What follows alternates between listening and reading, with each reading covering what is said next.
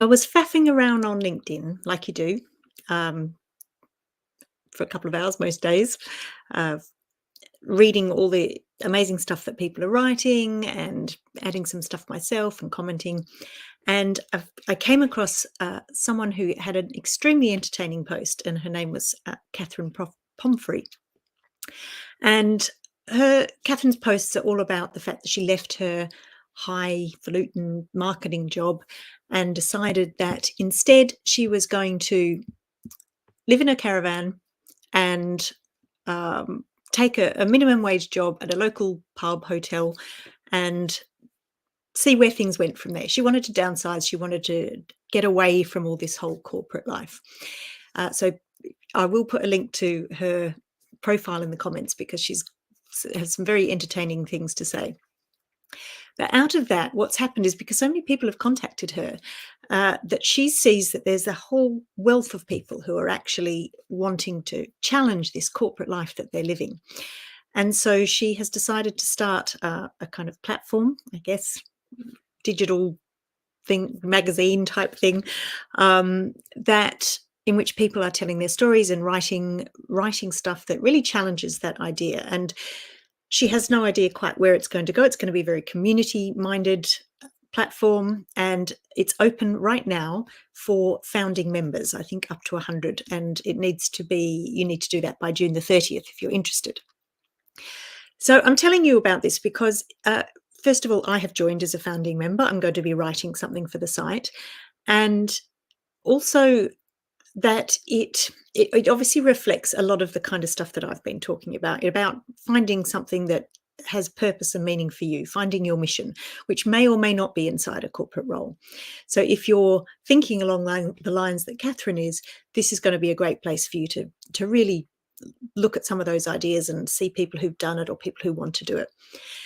And I got to write, if you join, you write a little welcome post about who you are. And as I was writing it, I thought, well, I might actually tell you about this, what I wrote in my welcome post, because I'm not sure I've done this for a while. So this is my story, I guess, which is that I worked in journalism for 20 years, the bulk of that in TV journalism, mainly based in London, dealing with international news.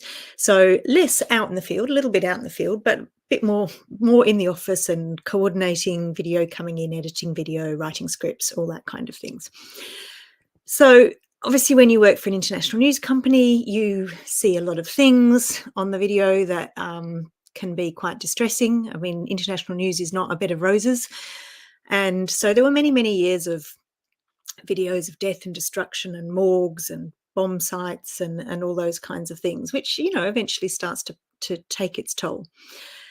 Nowhere near as much as for the people on the ground, but certainly still has an impact when this is what you're seeing every day.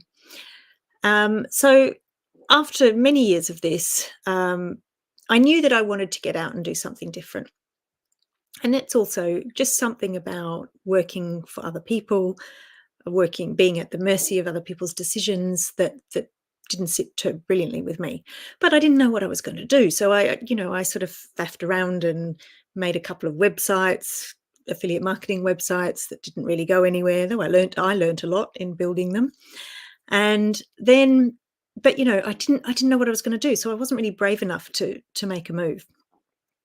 And then it was the time of the Syrian refugee crisis around about 2015, where we were dealing with a lot of video. Our camera crews were out across Europe filming people coming to Europe, trying to find safe haven from Syria.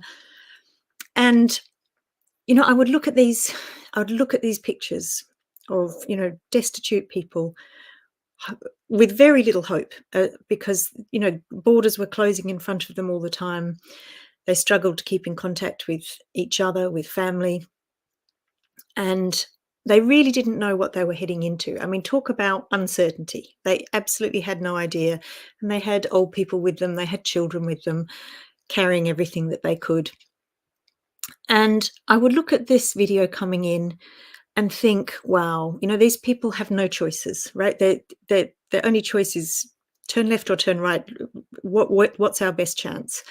And here's me with all the choices, all the privilege of all the choices in the world, with the fact that I have a roof over my head, I'm allowed to stay in this country, I have savings in the bank, I have a supportive partner, I have skills that I know that I could get freelance work pretty easily, and yet still I wasn't brave enough to make a move. And the irony of that really hit me, and I just thought, you know what? If I can't do this, then if I can't do it now, when can I do it? And so I decided to leave, even though I didn't know what I was going to. But I had things in place. I had savings. I knew that I could freelance. And as soon as I mentioned this to someone else who worked for another organization, they said they felt that they would be able to get me some associate work doing workflow consulting for broadcast companies, which proved to happen. So I was in an extremely privileged position, but I decided it was time to make the move. So then I took up this broadcast work. I knew it wasn't what I wanted to do for the rest of my life, but it was great to be learning new things, going to different countries, consulting, all of that kind of thing. But still, I didn't know what it was that I wanted. And then I read a book called Reinventing Organizations by Frederick Laloux, which is really about, it does what it says on the tin. It's about changing the way that we work. And I was obsessed by it. I'm still very obsessed by it because I think there is so much in there that is brilliant about how we could be working. And I was like, I want to become a consultant who goes into workplaces and helps people do this stuff. But of course, I had no skills to do that at all, in the sense that I didn't have an organizational development background. I didn't have an HR background, anything like that. So I was like, how do I get from here to there? And at that point, I revisited something that I'd thought about 20 years before, and that was coaching. And I thought, you know what, that's probably a gentle way into this kind of world, right? At least I'm kind of in the ballpark. So I trained to become a coach. And out of that, I did end up getting some work, which I still do, for a company called Happy that does lots of leadership management training. So I started becoming a facilitator for Happy. And the approach that Happy takes is very much along the lines of what we would see in Reinventing Organizations. So lots about self-management, lots about autonomy of staff, lots about giving, the leadership being actually about encouraging your team to flourish rather than it being about you.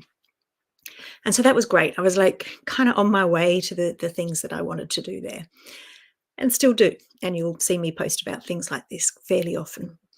But then what came out of my private coaching practice was where I've ended up now, because tied in with this idea of work being a good thing, or wanting work to be a good thing, that where people are happy at work and fulfilled and have flexible working and all of those things, was the idea that not everybody wants to work for somebody else. And in fact, people often have a deep passion that they want to explore themselves and that they want to make a living out of. And mainly it was women like me that I could relate to who were in this situation. Many, many, many women, almost so many women that I spoke to were in this situation where they wanted to get out and do something different, something that had purpose for them, something that had impact on the world, but they didn't know how to get there, and they didn't even know what it was. And that was exactly how I was feeling when I left. And so that's why I've gone down this path, and I have set up Missions Accepted, which is a community for the women who are in that situation who I can help support. So you'll see I post about Missions Accepted all the time. Anyway, so that's my story, how I've got to where I am. And maybe that resonates with you. Maybe you would be tempted to become a foundation member of Unplugged Ambition because you just want to explore this a little bit more, this idea of leaving corporate life. Or maybe you are ready to start thinking about exactly what your mission might be and would benefit from a group coaching program where that's what we concentrate on. So a couple of resources there for you, and I will put links for Unplugged Ambition in the chat, in the comments, because it's good. I've already seen some of the stuff that's on there, just the people that are already on there, and I think it's something that if you're going down that path, you might want to have a look at. So you've got till June 30 to become a foundation member. I think it costs about £40 for the year, and you'll find a whole community of people who are thinking like you. So have a lovely evening, and don't forget there are lots of people out there who think like you do.